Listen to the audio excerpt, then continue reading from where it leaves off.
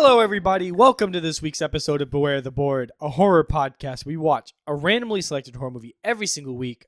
I'm Bob. I'm Ben. Hey, Ben. Heyo. You sound enthusiastic. I'm tired. Of what? This bullshit. I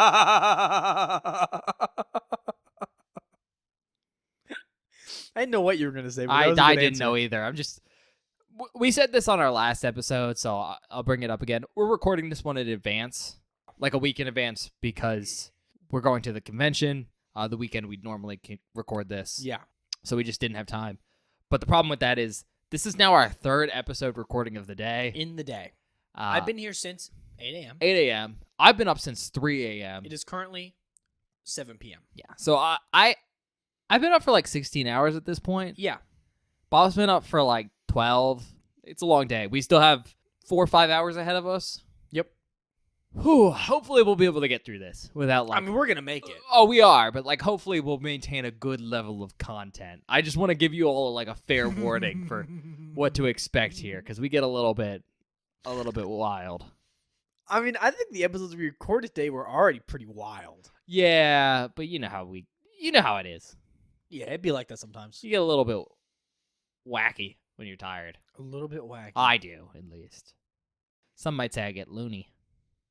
Tunes? Looney Tunes, yeah. Good IP. Yeah. I like the Looney Tunes. They're cool. I like it.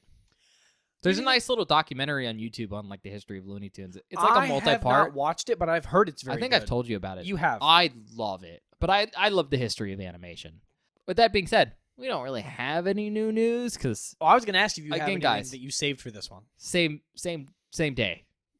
Again, peek behind the curtain. I assume Bob saved some stuff, but at this point it's 2-week-old news. Yeah. But I mean, there were some great deals for Prime Day. That's true. Don't know if you guys bought anything. I think some of them are still going because they like cut things down to get rid of stock. But if you're ever looking to buy Blu-rays, do it during the Amazon sales. Most Blu-rays, not most, but a good deal of them, even 4K stuff, goes on sale like 50%. And then on the big like Prime Day sales, stuff goes upwards 75%. Mm-hmm. I use that opportunity to pick up a bunch of stuff. Oh, yeah. For the podcast specifically. I got some extra stuff for like funsies, but I mean, Bob can admit I like doubled the size of my movie collection. Oh, yeah. It's massive now. So yeah, if you collect movies and you weren't aware of that, great thing to check out. Because Mm-hmm. like I got a bunch of films for like $7. Yeah, I was like, you said you bought some of those Blu-rays for like $10. Yeah, and Which is I buy crazy. 4Ks. So I'm like, this is a 4K Blu-ray that's normally like $30, and it's $7. That's fucking sweet. Yeah. So those are really good when they happen, especially because big box sets will go super cheap. Yeah. So if you're interested, good thing to check out. Any news you have, though? I saved one thing because I didn't really know what to save, but this was like, I didn't want to front load the last episode with all of my Terrifier news. So there's more Terrifier news. Hopefully we've seen it by this point. I feel By the time this has come out, hopefully we have seen it. I feel safe saying that. Did you know that Art the Clown is getting his own video game? Is it his own video game, or is Yes. it like he's featured in one? No, it is his own video game. That does not surprise me. It's called Terrifier, the Artcade game. Yeah, that doesn't surprise me because like that's becoming more popular, making like horror franchises video games. I don't think they're always handled well. No, I think the Friday the 13th game sucked. Well, no, it was really good, but the support was lacking. Yeah. And that's basically, I think, the consensus with a lot of those games, where it's like they have really great buy-ins, and then the support. And I think that's because people make multiplayer games. This is not a multiplayer game. This is a side-scrolling beat-em-up. That'd You be play as cool. Art the Clown. It pays tribute to titles like Splatterhouse, Double Dragon, Battletoads, and Streets of Rage. It's set to launch for Steam, Nintendo Switch, PlayStation 5, Xbox Series in 2025. It looks really crazy. The trailer here's the just like look at the pixel art of Art. Oh, that's cool. Like it just looks really really cool, and I'm really really excited about it because it looks really fun.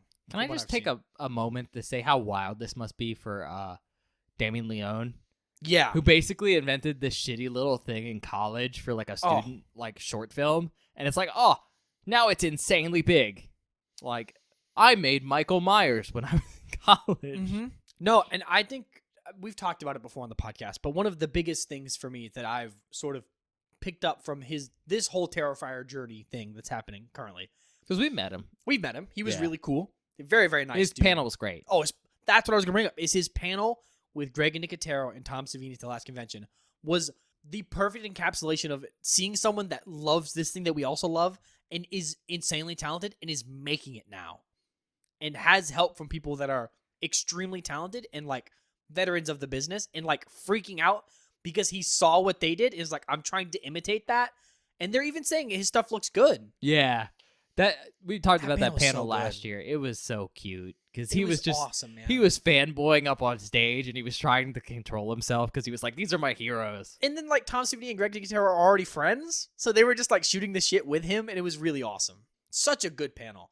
That's what I'm really excited about the convention this year, is going to those panels, because we're recording this before we went. We'll have been at this point. Yeah. Assumedly, we're talking about that on our Halloween Horror Awards episode. So Yes, we probably will be. if you're interested in our thoughts, we'll touch on it a little bit. Yeah. We usually talk about the panels. There's some good ones this year. Mm-hmm. There's a Hatchet panel. Didn't know that till about 30 minutes ago. If you went to Scarefest, maybe you saw me and Bob there. Yeah. One you of didn't us know. is really short Fuck and has you. a beard, and then the other one of us is normal size. has Normal no beer. size. If you saw the really tall one, they could be confusing you with someone else, because we are taking friends this year. It's not just me and you. That's fair. How tall's Cotton? Taller than you. I'm 6'1". He's taller than you. Big That's dog. fair. He's like 6'2" or something. I haven't seen Cotton in a while. I just if you want to if you see a group of people and one of them looks like Colonel Sanders, Yeah, but he has not white beard. It's Yeah. like gray, brown. And then a really short woman, his wife. that could be us. That could be Now us. this is coming out after the fact, but Yeah. you'll know in in retrospect, hindsight. you'll know who we're talking about. Maybe us. Okay, I only saved one piece of news because I knew we were going to be recording fucking a gabillion episodes today, and I didn't want to make it long. Oh, it's gonna be long anyways. Probably. Yep. Okay. Look, I've been putting it off this whole time. You could put it off the whole season. Fuck. We could you. end No, on it. I won't.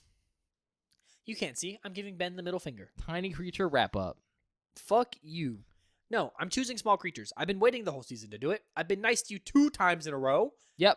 You've chosen killer objects, which is my category twice. We got killer condoms last week, maximum overdrive first week, and then our second week you chose from your category, which was true crime stuff. You got The Silence of the Lambs. Fantastic movie. Yeah. We've only watched good movies. Well, no, never mind. Maximum overdrive was fun. We've watched 2 Ah, fantastic I don't know if films I'd say that. in Maximum Overdrive. It was maximum overdrive. Yeah. That is the descriptor. Do you like AC/DC?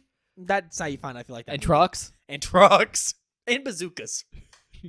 Do you like doing a lot of cocaine and then making a movie? Yes. So I'm choosing small creatures because I've been putting it off.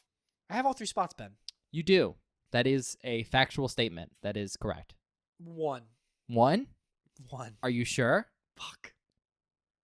I said I would not ever change. You said you'd never do it last week. I almost did it just now without thinking about it. Or I'm not sticking even to last 1. week.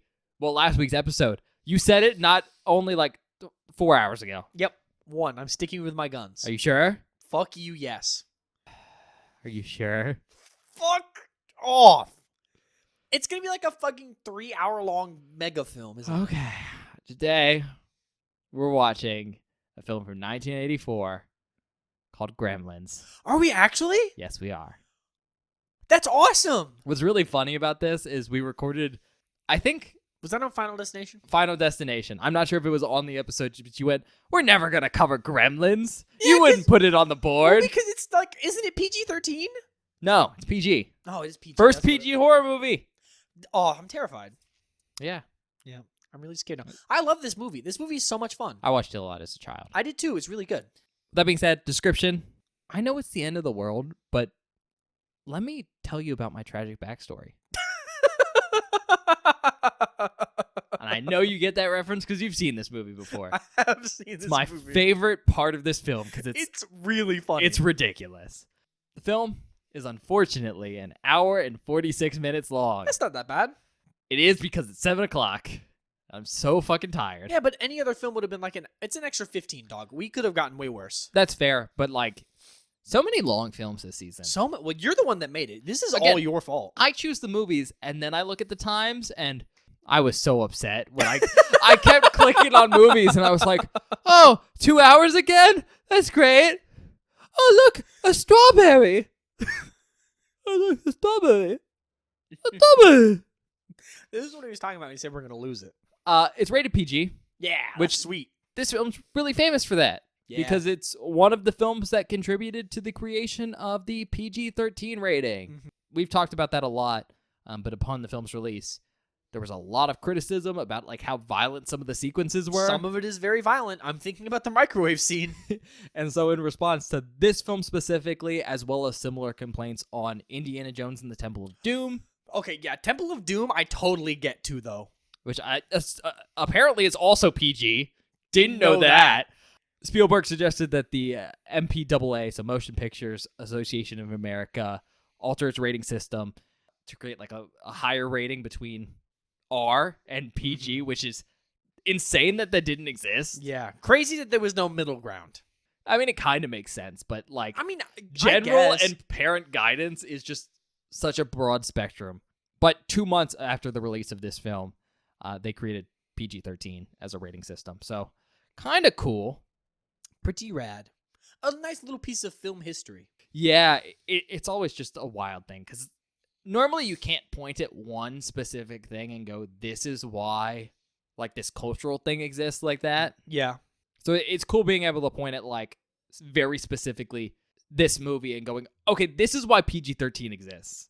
Because people were so fucked up from this. And again, apparently the PG-rated Indiana Jones and the Temple of Doom.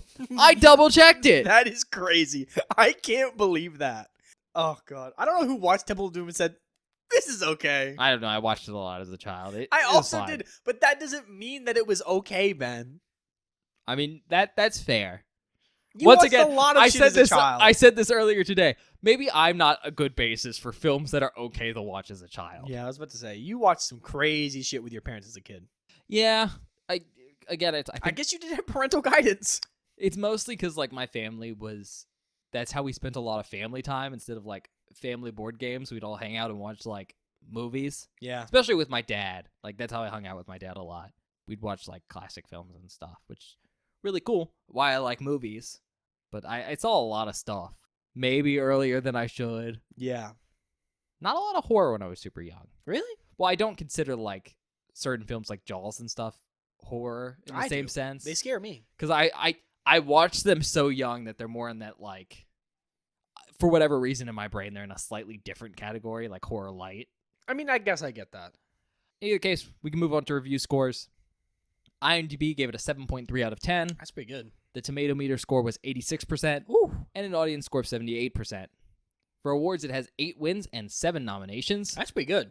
Because, again, this film is really good. People like it. It's Gremlins. For notable actors, we have a metric shit ton. I was about to say, a lot of really famous people in this movie. The notes on this film took so long.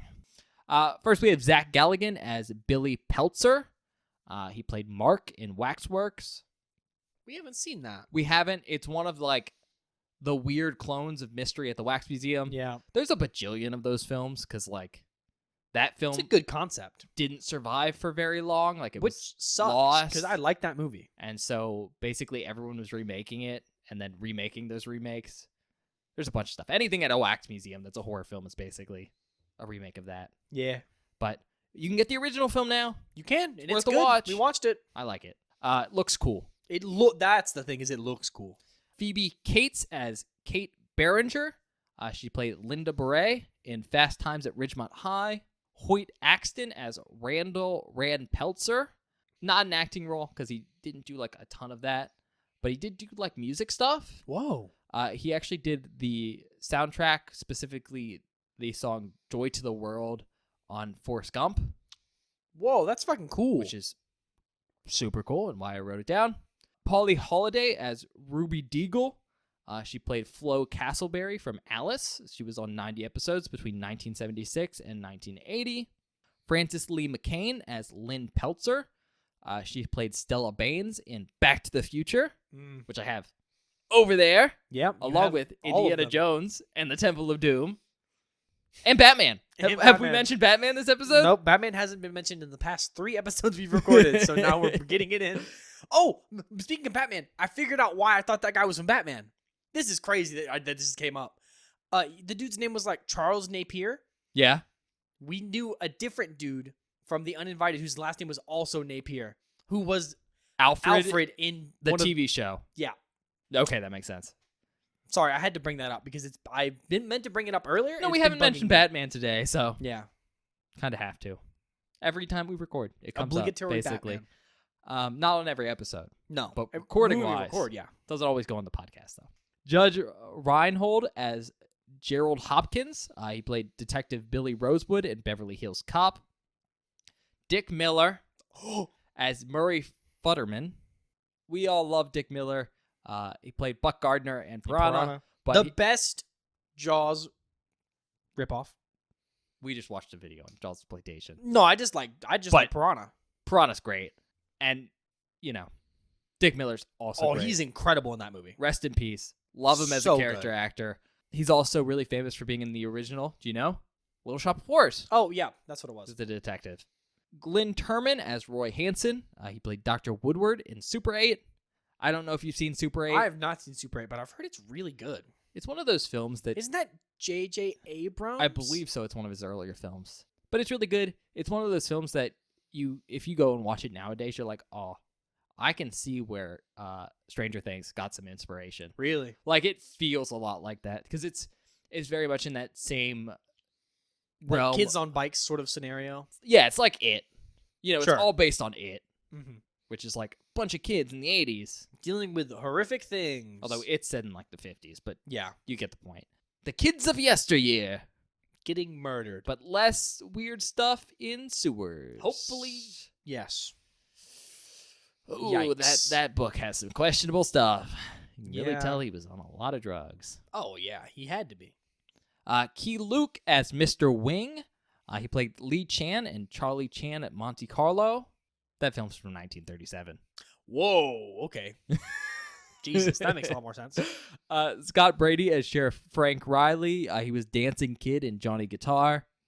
Corey Feldman as Pete Fontaine. I forgot he was in this. I can tell that you haven't seen this movie in forever because I mentioned No, I these haven't seen people this and you're movie. like, oh my god. I haven't seen the movie since I was a kid. But he was Mouth in The Goonies. Yeah. But also Tommy Jarvis in Friday the 13th, the final chapter. So part 4. Part 4. A good which- one.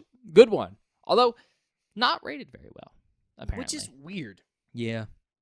Not that it's my favorite, No. but But it then is a again, good one. you were in weird moods depending on what films we watched. Like, you really didn't like, I think, 5? No, 6. Which is like, after the fact, you're like, I don't know what was wrong with me. No, I rewatched that afterwards and said, this is a good movie. This is great. Yeah. But I did rate it highly because I knew I was in Because a bad mood. you were being an asshole. Yeah. Jonathan Banks as Deputy Brent Fry. He played Mike Ehrmantraut from Breaking Bad. Mike Ehrmantraut? Yes, Ehrmantraut. Jesus Christ. I It's- haven't even seen Breaking Bad and I know that. What? No, it's spelled weird. I know it's spelled. It's E-H-R Mantraut. Yeah. Ehrmantraut. Yeah, I guess that makes sense. But he was on 28 episodes between 2009 and Only 2012. 28? Yeah. I've never seen Breaking Bad, but I'm pretty sure he's like the main guy that there's like chasing Walt down. Well, he's Nope. not the main guy. No, I'm thinking of a different guy. Yeah. But 28 episodes over like 3 years is not bad. This is not bad. I was thinking of someone else. Especially for like an He's HBO the show dude like with the- that. with the beard. Know who you're thinking about. I need to watch Breaking Bad. I've heard it's really good. I think it's one of those shows where you either really like it or you don't. I think I'd like it. I have similar feelings to Breaking Bad as Dexter, I've heard Dexter's really good too. where like, oh, you've never seen Dexter? Mm-mm. First season of Dexter, absolutely amazing. But it was on live television, and I Mhm. could tell they like kind of used the best content in the first season because they didn't know they were going to get renewed. That sucks. And so the first season of Dexter is super duper solid, and then everything after that feels lackluster in comparison. Damn. At least to me. I think Breaking Bad feels the same, where it's like certain arcs are really, really good, and if you like those arcs, you have a really great time with the show. And while the show as a whole is well written, you're gonna like some stuff more than others. That's fair. But objectively, I do think Breaking Bad's probably a better show than Dexter is overall. Edward Andrews as Roland Corbin. He played Howard in 16 Candles. You seen 16 Candles? Haven't seen it. Pinnacle, like 80s teen film. Mm-hmm. Up We've there talked with about it. Ferris Bueller's Day Off, Breakfast Club, Haven't seen any of those stuff like films. that. I know, but might as well mention them here. Your disappointment is immeasurable. And my day is ruined. Yeah. Good thing it's almost over. My favorite out of all those like teen films is Better Off Dead. I know you haven't seen that. Never even I heard love of that it. one. It's one of the lesser mentioned ones because admittedly there's a shit ton of suicide jokes in that film and it would not pass nowadays. In It fact, makes sense that the film's name is Better Off Dead. does not pass like playing anywhere. Mm. Like it's one of those films where it's like this could not play on television Damn. because there's so many suicide jokes. But the general premise is this guy, his girlfriend breaks up with him. He gets really depressed. It's Ferris Bueller. Oh, From same Ferris guy. Bueller's Day Off.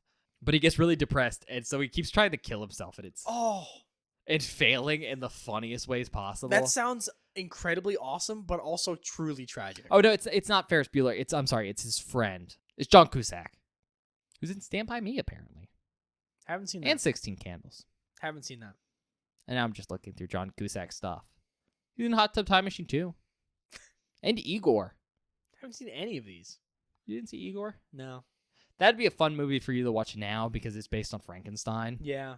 and it's animated and you like animated stuff. Anyways, like the through line though is it's also like a skiing sports movie. In fact, you know that episode If of It's Always Sunny in Philadelphia? that is set at the Resort? that is Better Off Dead. Okay. I'm going to watch it now. I love Sunny. So now my standard is really high right now. Now don't get me wrong, that episode's based on a lot of tropes from like Oh. 80s sports films. Yeah. But it Better Off Dead. Okay. There's a French chick. Okay. Understand. I don't know. I also watched that a lot as a child. I enjoy that movie. Jackie Joseph as Sheila Futterman. She played Audrey Fulcard in, do you know? Do you want me to give you a hint? What? It's Audrey 2. Oh, I didn't know that was her last name. Yeah, but she's actually in the original The Little Shop of Horrors. So Oh, the one that's from cool. 1960. That's pretty sweet. Audrey's the romantic interest. Yeah. For, I actually didn't know her last name until Seymour. just now. I don't think they might probably do say it at least once or twice. I don't know. But, I mean, I rewatched Little Shop recently. I but didn't not know the it original. either. I rewatched the one with Rick Moranis. Oh, the Rick Moranis one's great because it's a musical. yeah, that's The original is not. but it's still very good. But it's good for especially being made like in 24 hours. Yeah, Something insane like that. Marjorie again- Corbin goes crazy. It has Dick Miller in it. Yep. Love Dick Miller. Check out Little Shop of Horrors It's a if you great haven't already. movie. And a good musical. A fantastic musical. I know I just mentioned the Rick Moranis one's a musical, but the actual musical has more songs in it, Mhm. and some of those songs are Some really of the songs good. are incredible. Mushniks and Son is Oh, I think so funny. it is so It's also funny. so Jewish, and I Oh, think that's yeah. very, very funny. I hear the Yiddish come through, and I'm like, oh. Belinda Blasky as Mrs. Joe Harris. She was Terry Fisher in The Howling, pretty famous werewolf I was movie. about to say, I've heard of that one. Yeah. We haven't covered werewolves yet, No, we haven't, shockingly, or vampires. or vampires. Yeah, we've or we've- mummies. covered famous films, but Yeah. we've jumped around like famous categories like that because Bob's chosen zombies 3 times. We've only done zombies twice. No, I know, but bitch. you put it on the board 3 times instead of like a different category like Fuck you. werewolves or vampires. You could also pitch these categories. I know. This I is think not I on did. me. I think I did put it in the random. Vampires, maybe. Yeah, I think I did. So Yeah. I did my part. I didn't do mine. Yeah. And I won't. And you won't because you're a bastard, man. It's not in the episode. I asked Ben if I could pitch zombies for a 3rd time. Or 4th time. Was that not in the episode? No, that was before we started recording. I don't know. It's all blurring together. Hmm. You're like, can I post it for a 4th time? And problem. You have a problem. Nope. He's like, I'm out of ideas. I don't have anything left. 4 more years. I want to make the podcast great again. Oh, okay. Zombies. No. 4th time. No. We're not doing that. That's Bob. Oh, That no. was you. Don't That was my associate me Bob with that impression. man. I don't like that guy. Don't make this political, Bob. You started this. Harry Carey Jr. as Mr. Anderson. That is a mouthful of a name, and I love it. Harry Carey Jr. He played Father Canavan in The Exorcist 3, everyone's favorite Exorcist film. I don't fucking care. I think it's actually everyone's least favorite Exorcist Makes film. sense. Isn't it like, is it The Exorcist 3 or The Exorcist 2 that's known as the worst sequel of all time? Probably The Exorcist 2, because The Exorcist 3 might be better than... I feel like coming off of The Exorcist, you can only make a bad movie. I want to say it's The Exorcist 3, but I could be wrong. Personal opinion on that one. One of them is considered really bad. It might be The Exorcist 2. It's The Exorcist 2. Rotten Tomato, 11%. IMDb, 3.8. We gotta cover those at some point. Oh, boy. Not looking forward to that. Me either. Nikki Katt and Tracy Wells as schoolchildren. Played Clint Bruno in Dazed and Confused. John Louis as Mr. Wing's grandson. He was June in They Call Me Bruce.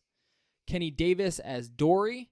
He was Paul from The Sweet Life of Zack and Cody. He was on one episode. Trying to think of who that is. I don't know. It was one episode. One episode? In 2007. Yeah, I don't remember. Just that. a random guy. Whose name happened to be Paul. I just put it down. John C. Becher as Dr. Molinar. He played Merle Ryan and Abner from Camera 3. He was on 3 episodes in 1963. Best actor of all time? Not of all time. There's been better versions of this actor. But Mushroom is Barney. We've seen Mushroom before. Do you remember what? We've seen him because we've joked around about his name. Yeah, but what was He's it? a dog actor. He's not the one for me. The Thing, by the way. No. That actor's great. No. Oh my god. It's right here. It's on the tip of my tongue, dog. Dog. I called you dog. We're talking about dog. Oh, what is it? I'm not gonna get it. It's right there though. Do you want me to give you a hint? Yeah. There's a kid with glasses. Really big Coke bottle glasses. Oh my god. And he gets hit by a motorcycle. Yep. Pumpkinhead. Yeah, Pumpkinhead. He was Gypsy in Pumpkinhead. I knew it was literally right there. I knew what you were fucking talking about. I know. Always cool to see dog actors and stuff. Oh yeah, because it's great. You know, objectively, dog actors aren't like a big deal, but when they're good, they're phenomenal. Again, The Thing, best actor in that film. Maybe. I don't know about that. I don't know. That dog's very impressive. The dog is very impressive, but it is insane for you to say that when there are some extremely famous people in that movie. Best performance in that film? The helicopter. The helicopter. I'm thinking of the Thing remake with the bad the CGI JPEG. helicopter. Yeah. But it is really cool to see like dogs in multiple horror franchises because, not to make this sad, but their lives are so much shorter than people. Oh yeah. Where even though they're acting dogs and that's like their job, it's weird to see them in big things like repeatedly like that. Oh yeah. Because they usually only have like a couple roles in their career. But it is super cool. Getting into some of the more interesting ones because they're more out here. We have Steven Spielberg as Man in Electric Wheelchair. I did not remember him having a cameo in this movie. Yeah, it's a small cameo. He's at the convention for inventors, and he just like kind of zips across the screen. That's cool. Well, Billy's dad's, I think, on the phone, if I remember right. But everyone knows Steven Spielberg. He has cameos and a bunch of stuff that he's associated with. Yeah. As is, I think, the fun right of being in movie production is getting the cameo in your stuff. For stuff he's done, I don't know if you know this, but he was the Amity Point Life Station worker voice in Jaws. Did not know that. I don't remember he had a physical cameo in that, but I do remember he had that line cameo. And then I got some voice actors. There's actually a bunch of different voice actors that participate in this film as like the Gremlins and stuff because, you know, all those need to be voiced and they hired a bunch of different actors to do them to give like variety. Mm-hmm. I didn't write down all of them, but I wrote down the ones that I knew you would recognize. Okay. Because they're like more famous or you're familiar with like some of the works they did. So right off the bat, playing the voice of Gizmo, we have Howie Mandel. I did not know that. Holy shit. I did not know that going into that either. You might know him as a judge on America's Got Talent. He's like really famous. But yeah, he's famous for other stuff. That's how I know I was him. thinking of his stand-up. Yeah. But yeah, he played Gizmo. That's wild. Which is bizarre. I was scrolling through the IMDb and I was like, what the fuck? Why are you here? Yeah, what the hell? We have Michael Winslow. He did a Mogwai/Gremlin voice. He's in a couple things you might have seen. The one he's probably more famous for, but I don't know if you've seen, is he's Larvell Jones in Police Academy. I don't even know what that is. The one you will know him as is he's the radar technician in Spaceballs. Oh, whoa! The guy who's like, boop, boop, boop, boop. I love that movie so much. He did a lot of like voice stuff like that where he'd imitate sounds, and that's what he's most famous for, is basically his character in Police Academy, which is like probably his most famous movie. He just made mouth noises all the time. Oh my god. So if you ever see like an episode of a TV show where they're like spoofing a Police Academy episode and there's someone making a bunch of noises, that's who it's based on. That's cool. So kind of cool to see him do it in this. Peter Cullen as another Mogwai/Gremlin voice. I'm sure you're very familiar with this man. He voiced both Thaddeus in Invincible, Thaddeus, on 2 episodes between 2023 and 2024. That's cool. The really old guy. Yep. But more importantly for you, because you are like the biggest fan of this franchise, I know the name. Optimus Prime. That's why I know the name. Optimus Prime. That is exactly why I know the name. Yep. Bob loves Transformers. I didn't know that he voiced Thaddeus in... Yeah, I mean, that's kind of the thing with... Crazy, because I haven't seen the new season of Invincible, but I know the character because I read the comic. Yeah, I know you read the comic. That's kind of the thing with voice actors, though. For like the really prolific ones, they are in A lot of stuff. Yeah. Especially if they've been doing it for a long time. Just they build up a pretty big list of credits. Mm-hmm. I mean, looking through the IMDb page for voice actors is... Oh, it's insane. It's insane. Especially if you're searching for something. Yeah. It takes forever to find anything. It's rough. We got Bob Bergen. It's you, Bob. He also did a Mogwai/Gremlin voice. And one of the things he's famous for is he did stuff for Looney Tunes. I think his most famous role is Porky the Pig. Oh, that's awesome. And a lot of the recent stuff, including like Looney Tunes Back in Action. Huh. That's pretty cool. Now, the last one I'm going to mention, and I saved the best for last because I really like him, but it's Frank Welker as Stripe. Do you know Frank Welker? The name is familiar. I've heard the name for sure. It should be. He is in legitimately everything. Like, straight up. I don't know if he is the most prolific, but he's at least one of the most prolific voice actors of all time. Like, he's been doing stuff for 50 years now. Holy fuck. Since the late 60s, like 69, he's been voice acting. So he's in hundreds of different projects. There's a bunch of different stuff. He's pretty notable for doing like animal noises because he's really good at doing them. I believe he's Goddard in Jimmy Neutron Boy Genius. Holy shit. Or he's Nibbler in Futurama. Whoa. You know the Yeah, I've seen clips. All those weird like noises they make. Yeah. Those are all him.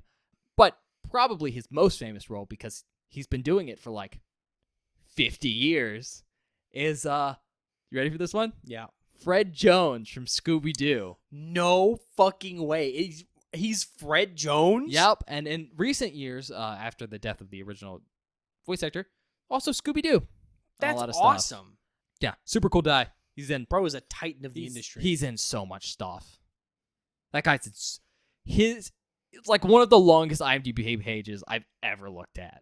That's awesome. Good for him, man. You search stuff and it's like it doesn't pop up. There's so many hits. Moving on from notable actors, we got the director. Do you know who it is? It's Joe Dante. It is Joe Dante. Director of the best Jaws exploitation film. What is it? Piranha. Yeah. Do you know what else he's directed? Oh, Lord, no. Looney Tunes Back in Action. Oh, that makes sense. I think that's funny, though. That is funny. You don't think about that. Because very different films. Yeah. Well, Piranha and Looney Tunes Back in Action. Piranha and Gremlins, similar. Gremlins and Looney Tunes Back in Action, also kind of similar. Yeah. There's a through line. It bridged the gap. Yeah. But if you don't have Gremlins, it feels a little bit weird. Especially because, like, Piranha is like a small film. Yeah. Writers Chris Columbus. Do you know Christopher Columbus wrote this? Do you know anything else he wrote? No. The Goonies. Oh, that makes sense too. I also have that. It's not here yet, but... Oh, I love The Goonies. It's a good movie. You can do it for your birthday, Bob. It's not a horror movie. Well, I mean, it kind of is. But It could go on the podcast. It could go on the podcast. It's also your birthday. You could choose whatever you want. Is that the rule? I thought it still had to be a horror movie. If you can sell it to me as like I'm doing quotation marks here, horror movie. You can put it on the board, but like I slip Slurposaurus onto the film board. Yeah, but no, that makes sense because those are like monster movies. Right. So like if you can justify it, you could justify the Goonies. Yeah, you definitely could. The Goonies is like horror adjacent. You can justify a lot of stuff, and I'll let it slip past, especially because it's a birthday episode. Fair enough. Budget estimated at $11 million. That is not a lot of money. No, it's not, especially for like all the effects in this film. That's what I was just thinking about. But the box office turnout was $153.9 million. God damn. It made a lot of money. An absolute ass ton of money. Country of origin, United States. Pretty obvious at this point. With the tagline, there's a couple, but this is the one I got. Cute, clever, mischievous, intelligent, dangerous. I don't hate it. Getting into facts, kind of first thing to note off the bat is obviously Steven Spielberg's associated with this film. I think it's something everyone kind of knows. He's the film's executive producer, and in addition to him, the film was produced by Michael Fennell. From my understanding, Steven Spielberg picked it up because he read the script by Chris Columbus and was like, oh my God, this is super unique. I haven't seen anything like that. Let me produce it. So kind of cool to see. That is really cool. A bigger, guy picking up A smaller film. smaller films or small ideas from smaller people in the industry. Pretty big film at the end of the day. A massive film at the end of the day. This film's score was composed by Jerry Goldsmith. I think we've brought up that name maybe once or twice before. Probably. He's pretty famous. But he won a Saturn Award for Best Music for his efforts. I think I've mentioned this in the past. Saturn Awards are really good. Yeah. I think in the past I said they were really bad, but I was we were talking about Razzies. I think I said Saturn Awards, but I meant the Razzies. Yeah. But that's in like season 2 or something. Oh. That doesn't exist. Yeah, just thought I should bring It's it the up. past, Ben. Move past it. Move past it. For whatever reason, the year that this film came out was really stacked. In fact, Ghostbusters not only came out in 1984, the same year as this film, but it looks like it was released on the same day. That is wild. Yep. Imagine the year is 1984. You're a young lad. You go to the theater. Your parents drop you off because that's what they do in the 1980s. No, imagine going to a drive-in. Yeah, and you watch a double feature of Gremlins and then Ghostbusters, or the other way around. It doesn't matter. It'd be the other way around. Let's be honest, yeah. Incredible. I know. That sounds like an awesome time. But like, what studios thought that was a good idea? I don't know. No idea, dog. But wild. Yeah, I heard I was doing research and I heard they released on the same weekend. And I was like, I wonder if that's true. And I checked and I was like, oh no, it says the same date. That's crazy. That's wild. Kind of moving on to like actually more production stuff though, and away from just random facts. Do you know where the idea of Gremlins come from? No, actually, I don't. Okay, so it's an idea that comes from like kind of World War I era. So kind of around the 1920s.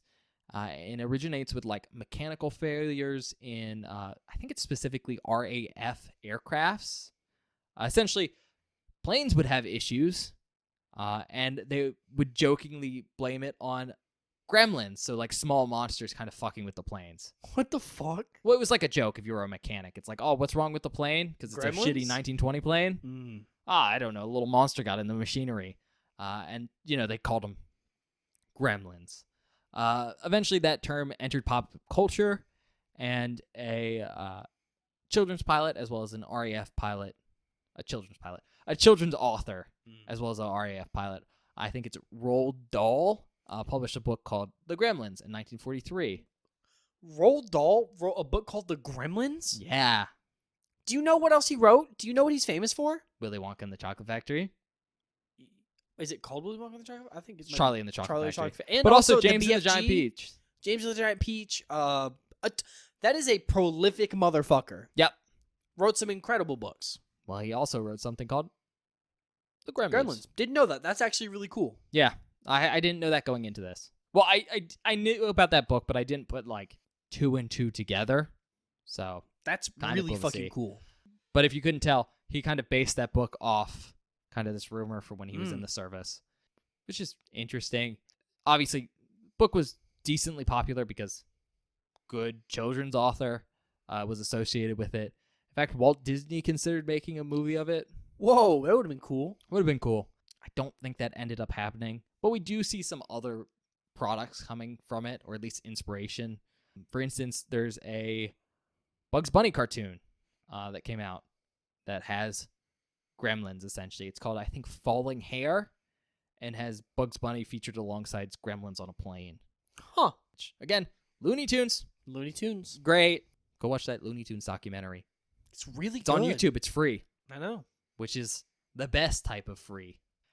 In either case, from what I found, Joe Dante did read The Gremlins, and he has said it did have some influence on the film.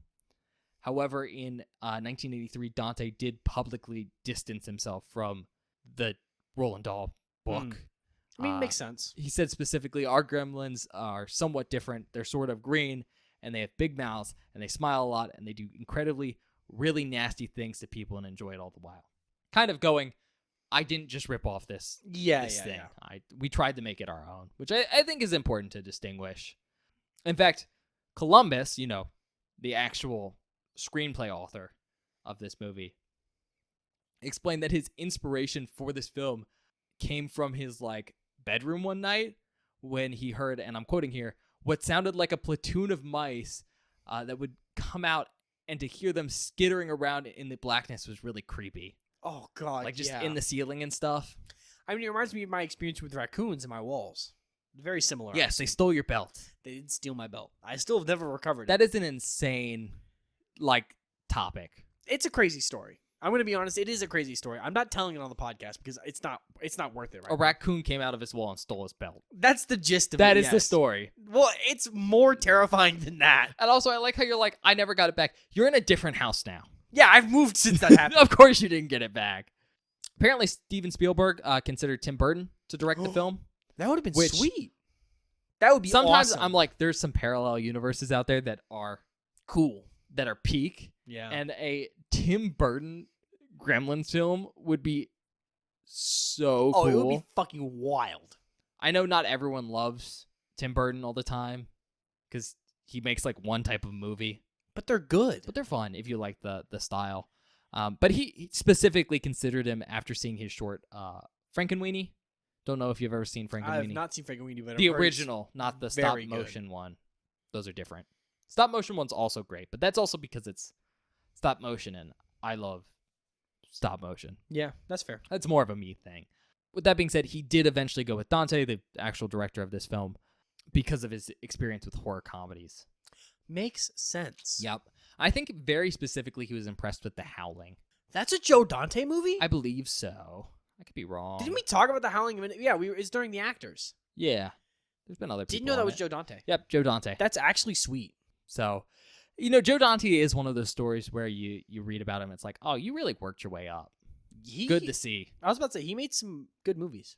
And also, one of his first films, Piranha, which is very small, got some notes from Spielberg. Yep. If we remember right. Because, Spielberg actually is, the one that let that film get out there because Universal tried to shut it down. And Spielberg saw it and went, actually, I like this. Please let it through. So, kind of cool they had a relationship before this film. But that being said, this film is pretty funny. It is a horror comedy. I mean, there's a reason it is rated PG, and if it was made today, it would be PG-13. But it's supposed to be for a younger-ish audience because it's funny. And horror comedies were popular around when this film was coming out. Mm-hmm. I mean, the obvious one we've already mentioned is Ghostbusters. Yeah. Literally the same day, and is also a pretty funny horror comedy. It's all horror. It's all comedy actors Mm-hmm. from I know there's some SNL people on there specifically. What's the really famous one? Dan Aykroyd. Dan Aykroyd, yeah. He's kind of crazy now. Yeah. I don't really like to throw around crazy as a term, but that man has done some wild shit. He's in just a recent wild years. guy. Crystal Skull vodka. Kind of cool, though. It is good. It's a cool bottle. I didn't say it wasn't cool. I just said he's a bit wild now. Not the worst Indiana Jones film. No, well, no, it's not. You haven't You're seen right. it in a while. I have it. I We know can you watch don't. it I now. don't want to watch it. I have it in 4K. I don't care. But, it is a horror comedy. However, this film went through multiple revisions of the script, and the early ones were really, really, really dark. Much more horror-centric. And that would be, you can see behind-the-scenes stuff for this if you have, a DVD or something. Highly recommend you go watch those, because I brush over a lot of stuff for these, and I try and pick and choose facts, but There's a lot of super cool production stuff on Blu-rays. Probably the coolest part about owning them. But there was some really dark stuff in those. Like, a lot more characters died. Oh, Gruesomely. I'll put it this way. A lot of the times Gremlins die, in Gremlins, it was a character or a dog. oh, fuck. And a lot of the same ways we see in the movie. That's Is that kinda- you, microwave scene? Yeah, that's awesome. But, like, I think one of the really notable things is that in early drafts of the film, besides the whole, like, more prevalent death thing, you know, Gizmo, our main cute gremlin, Yeah. actually turned into Stripe. Whoa. They were actually the same character. Like, Gizmo ate after midnight and became, That's like, fucking sweet. the antagonistic gremlin. That is a much darker movie though. That is a much darker movie. And they were like, maybe we should keep Gizmo cute. one little product so we can sell toys. I do love Gizmo though. He is pretty cute. In either case, there has been some spin-off content from this film. Yeah. The first one, which I'm sure you're less familiar with, is that this screenplay was adapted into a novelization by George Gipe. That's cool. It was published by Avalon Books in June 1984. From what I've heard, it actually has some nice backstory on kind of where the Gremlins come from and stuff, Oh, that's really sweet. which is supposed to be really cool.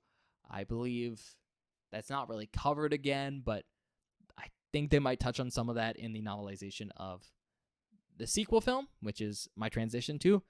This movie has a sequel. It's Gremlins 2, The New Batch. It came out in 1990. There is some discussion about making a Gremlins 3? Gremlins 3, but like there's been discussion about that for like Years. a decade now. So it's kind Gremlins of 2 is going back and buck forth. wild. With that I've being said, Not seen you it. haven't seen it? No. It is buck wild. I've seen clips. They were basically like, how do we top the first movie? Yeah. And The main thing I'm thinking about is the gremlin in the heels and the red dress. so cool. It is such a fun movie. That's all I will say. It's just a fun movie. We'll get there. But I believe HBO, like Max, Yeah. was able to get the rights back to Gremlins fairly recently. I think like 2022. But there is actually now a animated prequel series for the Gremlins. I've seen clips of that, and it Yeah. actually looks really good. It's supposed to be pretty decent. I believe it has 2 seasons right now. I'm not sure if there's a third one or if there will be, but I've heard good things about it from what I've heard Same. from some people. But yeah, that's all I got for Gremlins. So Okay. sorry if that took a while. That was a long list of actors. Whatever. We had a lot to say. Those notes took so long. Okay. We'll see you guys after the movie.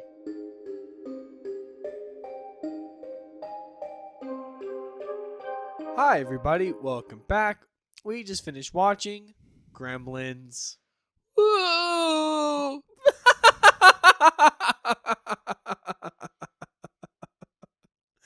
If that does not explain how we both feel right now. I'm so excited to be done with that movie.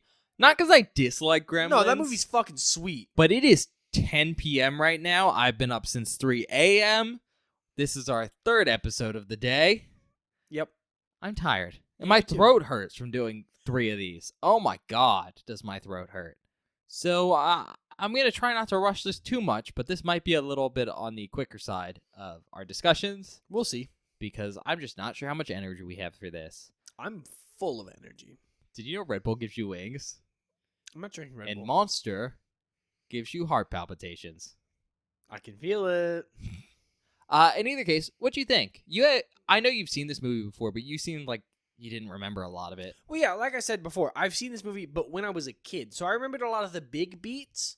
You know what I mean? Like, I remembered, like, the microwave scene and, like, a lot of the iconic stuff. But a lot of the smaller interactions and sort of nuanced pieces of the film I just forgot about. And they still hit really hard because they were really fun to see again. So you had a good time? Yeah, I thought it was really fun. That's nice. I will say this is one of the films I was dreading on covering. Really? Yeah, just because I watched it a bunch as a kid. Mm. It's like we had the DVD and went on long road trips a lot.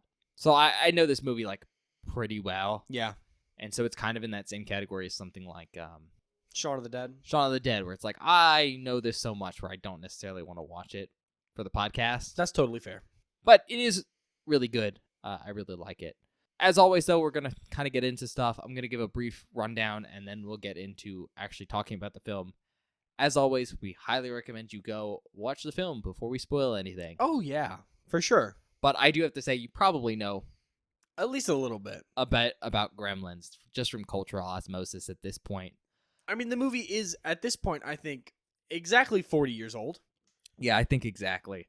So if you haven't seen it yet, I don't know what's keeping you. Yeah. But as always, kind of the general premise here is there are these things. They're called mogwai. They're weird. Little fur babies. They're kind of just little guys. They are just little guys. Little hairy guys. They kind of look like monkeys. Tiny Bigfoot. Bigfoot is a better example. Littlefoot. Well, that's a dinosaur. Right? Isn't that the That name of is the a dinosaur Littlefoot. from... He's a long neck. Yeah. A brontosaurus. But you get the point. That's from... What is that movie called? It's not It's the very Land good. That Time... Is it the Land That Time Forgot? It's Land Before Time. Land Before Time. Land That Time Forgot's a TV show. Anyways.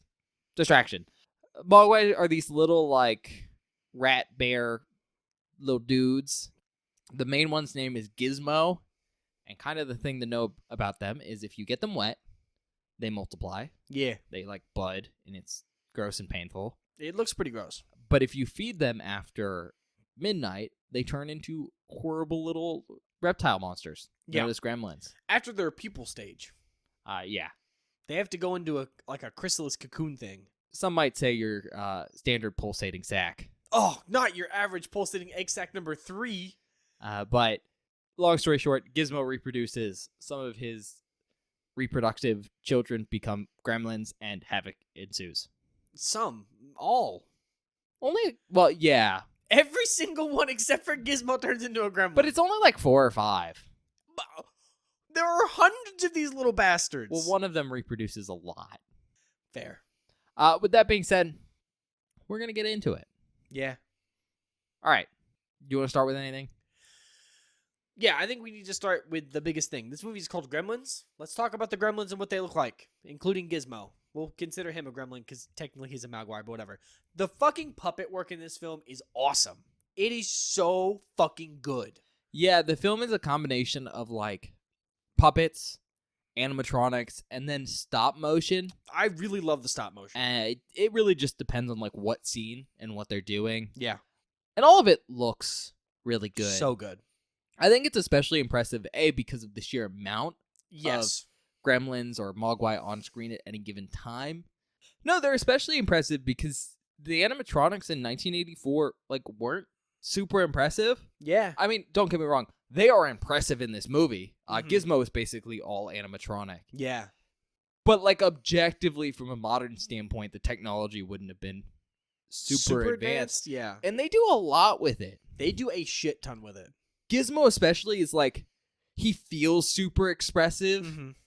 Even though I know he functionally isn't. He has some of the best reactions in the entire film. It's and they're great. Incredibly funny. And, you know, the same thing with the puppets. Like, they're puppets, and I know they're not capable of, like, an insane amount because they're rubber puppets or whatever. Yeah. But they're also, like, super expressive, and they feel like they have character. And I think some of that is due to the voicing on them. Mm-hmm. All of that's really, really great. And it kind of comes together from this combination of, like, yeah, the practical effects, but also just, like, the voice acting part. Yeah. Everyone feels like their own character. Gizmo kind of talks. That's why I called him a little dude earlier. Yeah. And even the gremlins kind of make noise. Kind of speak a little bit sometimes. Stripe does it the most. He's the Mhm. main gremlin. He's really the only one with a really defining physical feature. Mhm. The other ones wear clothes and stuff, which is interesting. But Stripe has a big white stripe on his head, and he talks a couple times, and he has, like, a super cool voice. Yeah. I think the way they get away with making, or the way they make the Gremlins super expressive is once they go from Mogwai, the Mogwai's kind of like slow and docile, almost kind of like sloth. They're Like he's- chubby. He's like chunky, yeah. The Gremlins are super erratic and wild, and the way they move is just so, like, indicative of what they're supposed to be, and I think that's what makes them feel so real. I mean, they're just like little rabid and feral guys. Yeah. But The the other way ones they are like laugh, bears. they, like, bounce up and down, and, like, it makes their jaw move. It just, they do so much to make them feel so alive. I mean, It's so good. I hate to be it like this guy, but they're gremlins. Like, this is what most people picture when they think of gremlins. Yeah. Little chaotic green elf dudes. Yeah. It's And, pretty fucking sweet. It's great. I think it's the main thing that sells this movie. Outside of everything else, it's just how effortlessly these characters are acted. Yeah. Characters, whatever, creatures, probably the better answer.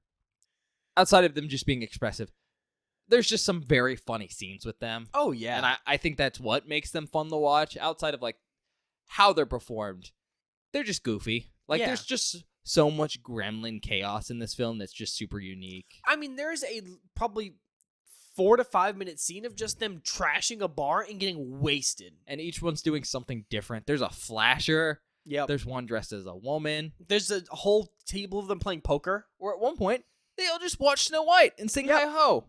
And just a lot of fun.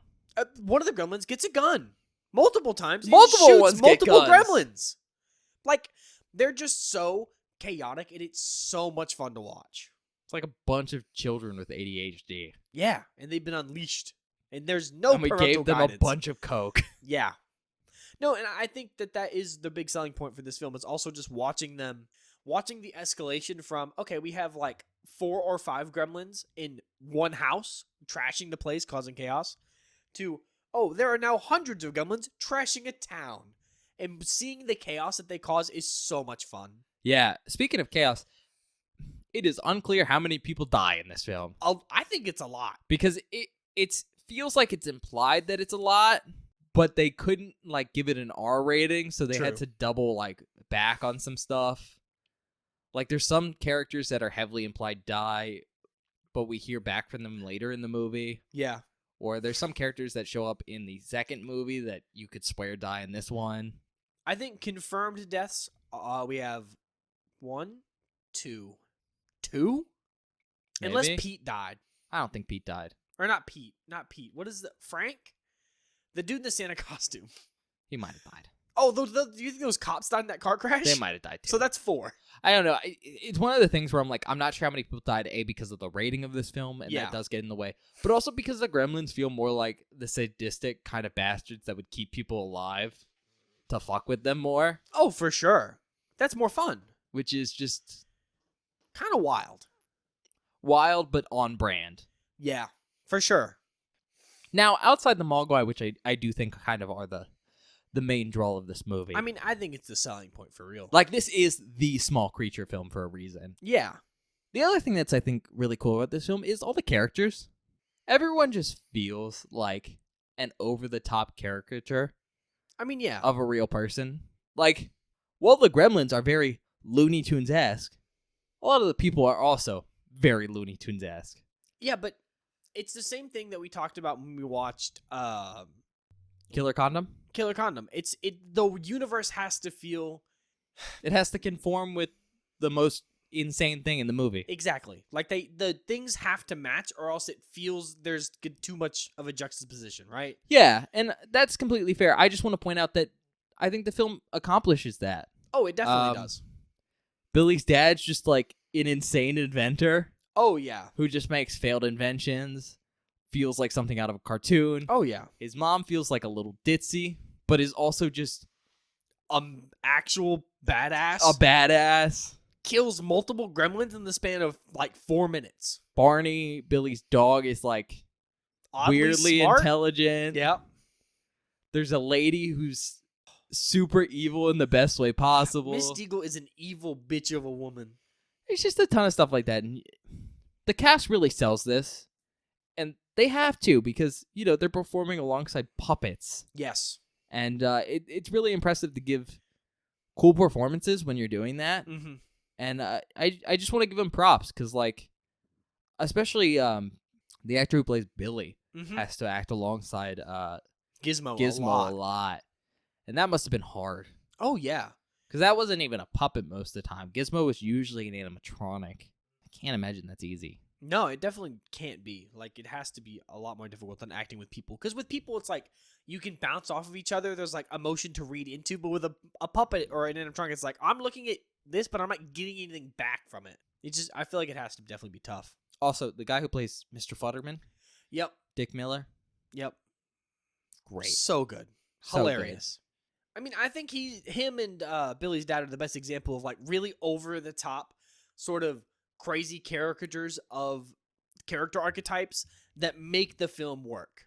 No, I love it. I think all those decisions are really good. Really fits the horror comedy tone of this film. Yeah. Which, gotta say, this film has some good horror elements in it. It has some great horror elements. Most of the stuff we've mentioned so far is pretty like haha funny stuff. Yeah. But there's a ton of like stuff that's definitely pushing the boundaries of PG-13 I mean, kind a lot stuff. of it is the Gremlins deaths. Yeah, we don't really see anything involving humans too much. Most of it happens off screen or is implied. Or we just see dead bodies. Maybe dead bodies. One of the guys One of them is definitely dead. He definitely died. But it's not like graphic at all until No. we get to the Gremlins. The Gremlins get like The Gremlins get eviscerated. And it's pretty Brutal. horrific most of the time. You know, outside of like the sex jokes that wouldn't pass any like nowadays anymore on a rating system. And the rampant drug use by the Gremlins. That too. There's just like one of them gets blended. One gets microwaved to death and explodes. One's head gets chopped off. Oh, that one is so good though. And then like flamed. But the worst one is one of them melts alive. And that is like the biggest nightmare fuel in this entire film. For And, sure, 100%. I mean, I think it's a really cool way to combine horror and comedy in this movie. Oh, yeah. Because, like, you can make the film as goofy as you want and as lighthearted as you want, and then you take the most lighthearted element and you make it horrific. And I think that worked out really well for this film. It does. And I think it definitely, at least for me, explains the whole creating the whole PG-13 rating. Because this movie definitely needs to be PG-13. Oh, yeah. Like, you can't show this to, like, an 8-year-old. You're probably going to scare the fuck out of them. Well, that's not true. Okay, 8-year-old me would get the fuck scared out Oh, of that's by fair. this movie. That's fair. That's my basis here. Certain 8-year-olds would get scared by it. Most normal 8-year-olds, Ben. That's fair. Thank you. That's fair. Thank you. What else is interesting about this movie? It's a Christmas movie. It is a Christmas which movie. is kind of always weird. I forget that sometimes. Yeah. It's cool, though. You know, part of that is just it's set and there's snow, but like it's actually during Christmas. Yeah. Gizmos is a And Christmas Christmas gift. is used as like a plot device for certain things. Yeah. It's the whole reason that Billy gets the Mogwai in the first place. Yeah, that's what I just said. Yeah. It's good. I don't know. Weird thing. Like I don't normally think horror movie and Christmas movie at the same time if it isn't like very blatantly obvious. Like a Santa Claus film. Mm-hmm. Like Silent Night, Deadly Night. So it's cool to see something that's non-holiday related that just happens to be set on Christmas. You don't see a lot of stuff like that. No, but it's nice. And we haven't talked about her tragic backstory yet. Oh my god. What's that character's name? I don't know. Ooh, I wrote it down. I hope because that's my job. You know how it is. Yeah. I just know it's Billy's love interest. Yes, but that's not like her actual name. Well, no, Ben, I didn't say that was her name. You implied it. I imply a lot of things on the podcast. I believe it's Kate Berenger. Kate has probably one of my favorite / least favorite parts of this entire movie. I think it might be one of the most wild parts of this entire movie. It's the thing I remember most about this film, but I mean, we bitch about it a lot in the outtakes. Like, there's a good 5-minute take of us talking about it. But what I'll say is, Joe Dante wanted it in, so they left it in. But it's essentially her explaining her tragic backstory. Yep. About Christmas. During the most inconvenient part of the movie. Oh, horrible timing. And it's just horrible timing, it feels like, from a writing perspective. But also, like, in-universe from a character perspective. Yeah. And while I think it's a really well-delivered scene... Yeah. It's so out of place in the best way possible. It's so unneeded. It's so funny. And It's not ha-ha funny, but it's just like, no, oh my god. It is not ha-ha funny. It's like, oh my god, what the fuck funny. You need therapy. I just wanted to bring this scene up because it is the only thing I really have a problem with of this movie. Is like, this scene is good. I like it. Move it. Put it somewhere else. And don't make it so, like, exposition-y. Yeah. Like, give it to us, like, the rest of this film is so tightly written and, like, well-crafted. And then there's just this one moment where I go, what the fuck happened here? Objectively, it's the worst part of the film, but it is. I love it so much. But I also, like it. I don't know, there's something about it that just feels so out of place in a film that otherwise feels so well done. You know what I mean? And that's sort of my problem, is it's the only thing I have an issue with in the entire movie. Like, that's the only thing I have a problem with. Hey, it's the oddball in the film. Yeah. Just like Gizmo. It's the oddball of the Mogwai. He's pretty normal, 'Cause actually. he's in not an comparison to, asshole. yeah, I was about to say, in comparison to his fucking children. His spawn. Yeah, little bastards. I don't know. I just thought we should bring that up because it is something that I think is pretty blatant. Oh yeah, I think it's probably the biggest standout for stuff in this film that's like not great. Like, I think it's the perfect mix of like being a dark moment, but also still being a little funny Yeah. in a film that is supposed to be like a horror comedy. Well, that's why Joe Dante wanted it left in, even though people like Spielberg were like, "This is not great." I don't know. I wish it would. I wish the execution on it was better. Yeah, there's a lot of issues with it, but whatever. It's a fun little joke, fun little Yeah. meme. Yeah. Well, I don't know how much more I have to say about this film. Yeah. Partially because I'm tired. Yeah. Me Sorry, too. but I'm really trying to think of something. also, sometimes we review films and it's like the standard for genre. Yeah. And that's what Gremlins is. It is the standard for tiny creature films. Like, I don't necessarily think it's the first idea or the first time this idea ever came up, but it's like the movie that popularized the idea and it became the staple. Oh yeah. In the same way Star Wars became like the staple for space operas, even though it isn't like the first space opera. No, that would probably be Dune. No, there's a bunch of stuff that came before Star Wars. In either case, I think that just makes it hard to review it because it's like, oh, this is the small creature film. It's Gremlins, and I think everything that Gremlins does just kind of sets the standard.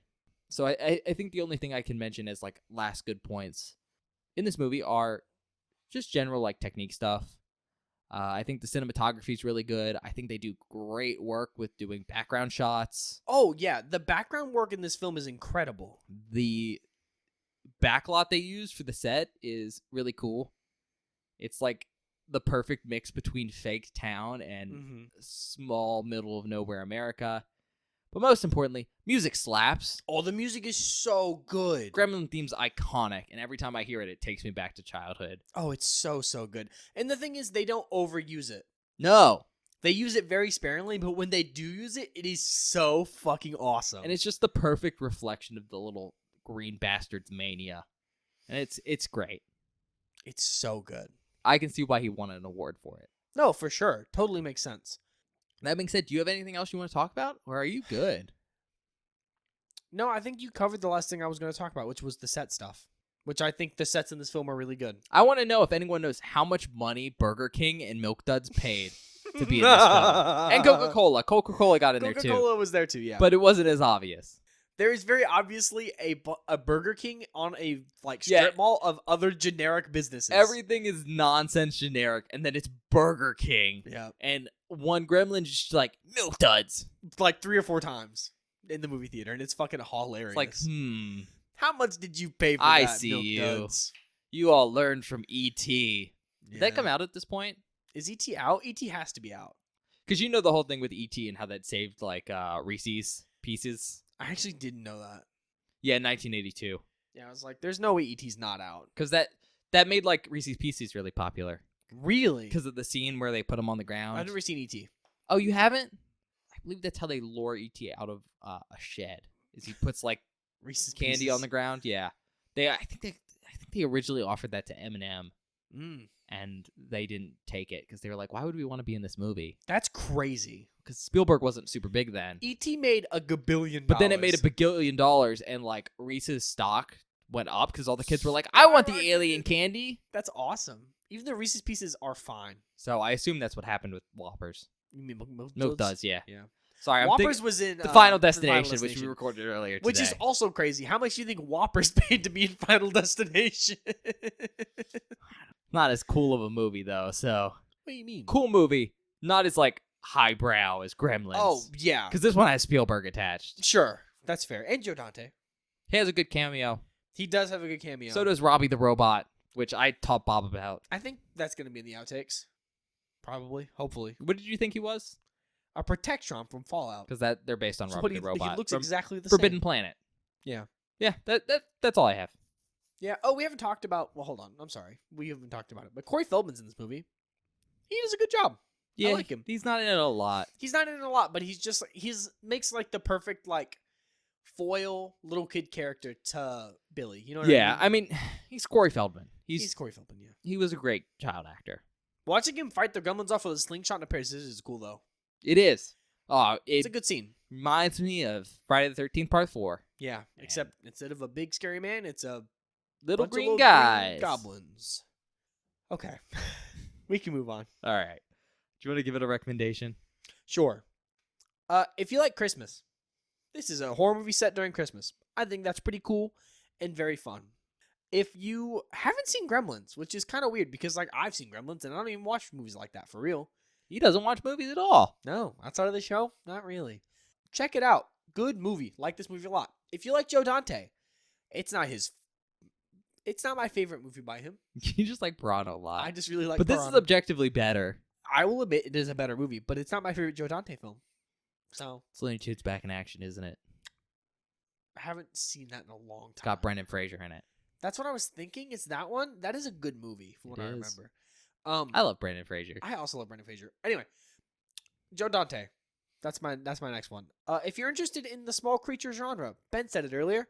This is the standard. A lot of movies take the ideas that this movie establishes and expand upon them. So if you're into that as an idea, check this film out. Oh, there's so many Gremlin clones. True. And most of them are real bad. I'm aware. Real bad. Okay. Honestly, for me, the real big one, you haven't seen Gremlins. That's kind of all I got here. Because, like, it's Gremlins. It's just so iconic. Oh, and yeah. It's peak, like, 80s horror comedy up there with Ghostbusters and stuff. It's the small creature film. You know, it's associated with Spielberg. It's associated with Joe Dante. If you haven't seen it, watch it. I think it's a lot of fun. Maybe not for children, Small children. but PG-13.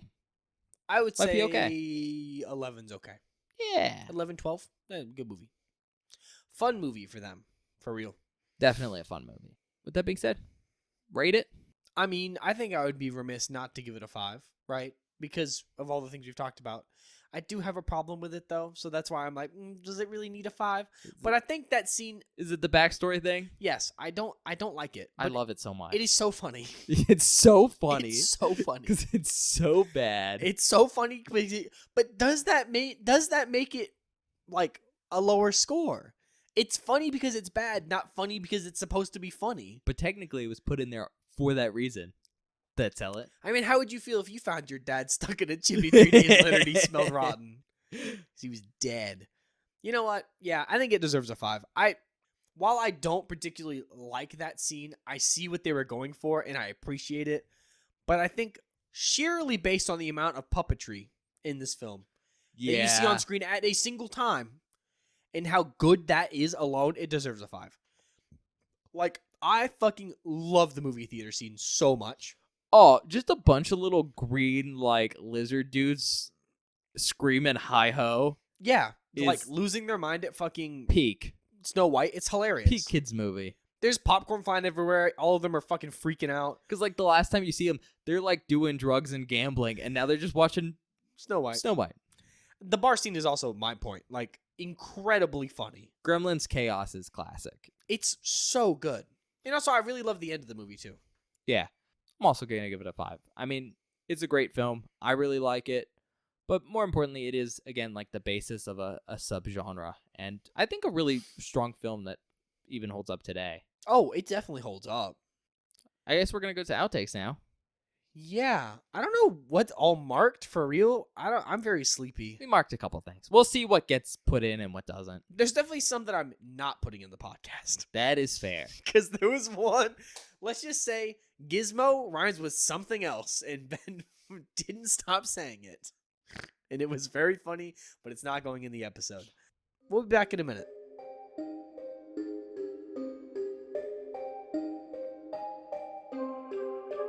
Hello, everybody. Welcome to the outtake section for this episode of Beware the Board. I hope you're enjoying our review of Gremlins so far. I really love this movie. I think it's such a good time. But without further ado, let's get into the outtakes. This first clip is our reaction to seeing Miss Deagle for the very first time. Oh my god. What a wretched individual. She's such a curmudgeonly old bitch. I know. That's what I'm saying. She fucking sucks. So, good acting from her. Yeah. This next clip is Ben making a funny but factual statement about Gizmo. I'd be freaked out if that thing started speaking English. Yeah. The second it says anything in English, I'm like, nope. Into the fire. That is a little man. That is not a pet. That is a little man. That is a dude. This next clip is me and Ben having an absolute nonsense argument that has nothing to do with what's going on in the film. This is a Christmas movie. It is. I kind of thought you were going to save it for Christmas this Just year. like Die Hard. Oh, we could watch Die Hard for Christmas. Fuck you. If you say we're watching Die Hard for Christmas, I will get up and go home. No, you won't. Yes, I will. We have to release a Christmas episode. Yeah, it won't be that. I'll tell you to pick something else. But it has Hans Gruber in it. I don't care. It's Alan Rickman. Okay, you got me with the Alan Rickman thing. I do really like him. And, like, when else are we going to put it on the podcast? Never. It's not a fucking horror movie. It's almost a horror movie. No, it's not. Alan Rickman dies. Ah! That scared the shit out of me. Like, actually, what the fuck?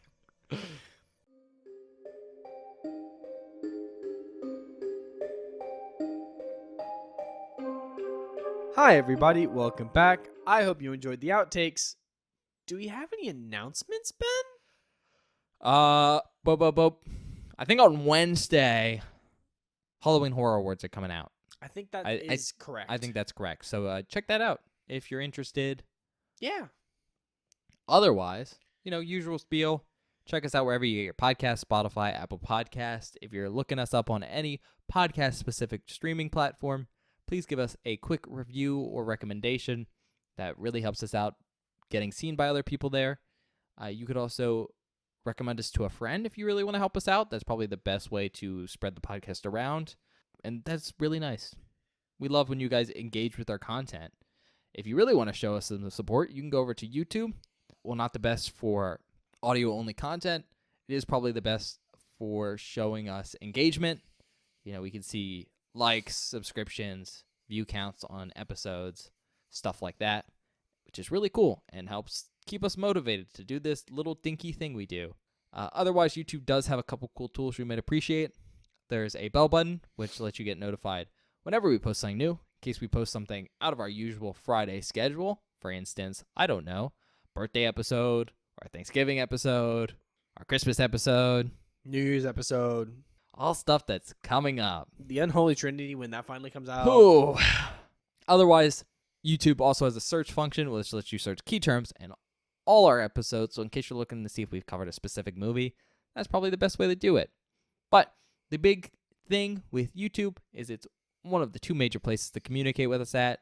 You can do that in the comment section of a specific video, or you can go over to Twitter at Beware the Board and give Bob an old hi-ho. Okay. I'm glad you didn't take that where I thought you were going to, because I would have been really mad for half a See second. if he got some num-nums. Yum, yum. Ugh. Ugh. That is one of the grosser parts of this movie, I think, is the way the Gremlins sort of yap a little bit. That's great. I think it's kind of grody But it's sounding. iconic. No, it is. I totally get it. And then the Mogwai kind of sound like killer condoms. A little bit. They do like chitter just like the condoms do in that film. Like Ben said, check us out on Twitter at Beware the Board. It's where we post updates about the show, information about the show. Basically, if there's anything you know about the show, it goes on our Twitter. On Mondays, I post a spoiler post for that week's worth of episodes, which is a hidden movie cover you can reveal, so you can watch the film before we do. So when you release the episodes, you don't get any spoilers. We're being fake about stuff you know we're talking about. Then on Fridays or whatever other day episode goes live, I always post a link to the episode on our Twitter. So if you ever missed an upload or want to know something up, there's always a link there. Before we get to the last thing, I thought you were going to make a short joke because you quoted the Seven Dwarves. That's where I thought you were going with that. Oh, I can if you want. Please don't. I have a complex, I think. I'm formed a complex because of you, because I'm taller than you and you won't admit it. I If think you like- that is the definition of a complex because you're not. I am. You're not even that short. I am taller than You're you, like though. what, 5'10"? 5'11"? I'm 6'3". No, you're not 5'11". You're 5'10", right? I don't know anymore. I honestly, I don't know the last time I measured my height. Fair enough. I might be taller, I might be shorter. I don't know. I might be shrinking. in my old age. I think you're shrinking. Yeah. Got a real hunchback.